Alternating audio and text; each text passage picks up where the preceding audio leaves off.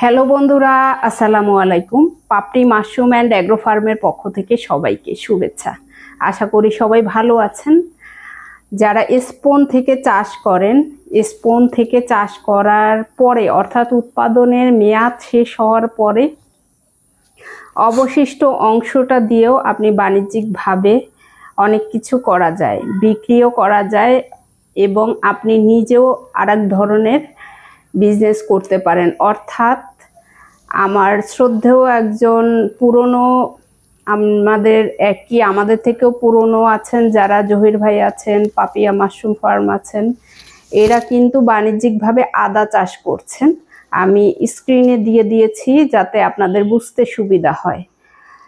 এর অবশিষ্ট অংশটা দিয়েও কিন্তু আপনি বাণিজ্যিকভাবে আদা চাষ করতে পারেন। বর্তমানে আদা চাষের উপর সরকার বেশ জোর দিয়েছে।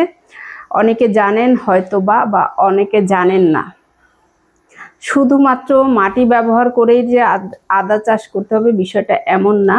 আপনি এই মাশরুম চাষের অবশিষ্ট অংশটা দিয়েও আপনি আদা চাষ করতে পারেন, নিজে খেতেও আদা চাষ করতে পারেন, অথবা বাণিজ্যিকভাবে যদি করতে চান সেই বিষয়টাও আপনাদের জানিয়ে দেওয়া। অর্থাৎ অনেকেই না জানার কারণে কোনো পদক্ষেপ নিতে পারেন না, অথবা আপনি যদি বিক্রির জন্য নার্সারিতে কন্ট্যাক্ট করতে পারেন, মার্কেটিং করতে পারেন, নিজস্ব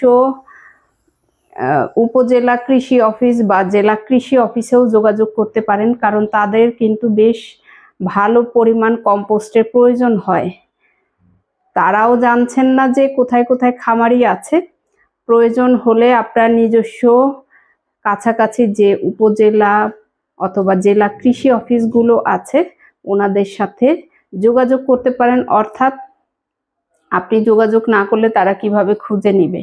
তাদের প্রচুর পরিমাণে কম্পোস্টের প্রয়োজন হয়, সেখানেও বাণিজ্যিকভাবে আপনি বিক্রি করতে পারেন, অথবা নিজে আদা চাষ করতে পারেন, অন্যান্য চাষও করতে পারেন। কিন্তু যেহেতু এখন বাণিজ্যিকভাবে অনেকেই আদা চাষ করছেন, সরকার এটার উপর জোর দিয়েছে, যার কারণে আপনি নিজেও এই ব্যবসাতে আগ্রহী হতে পারেন। আশা করি ভিডিওটি দেখে আপনি নিজেও জানতে পারবেন এবং যারা জানতেন না তারাও জেনে নিতে পারবেন। ভালো থাকুন, সুস্থ থাকুন এবং নিজ ঘরে ঘরে মাশরুম চাষ করে নিজের পুষ্টি চাহিদা মিটিয়ে তুলুন। ভালো থাকুন।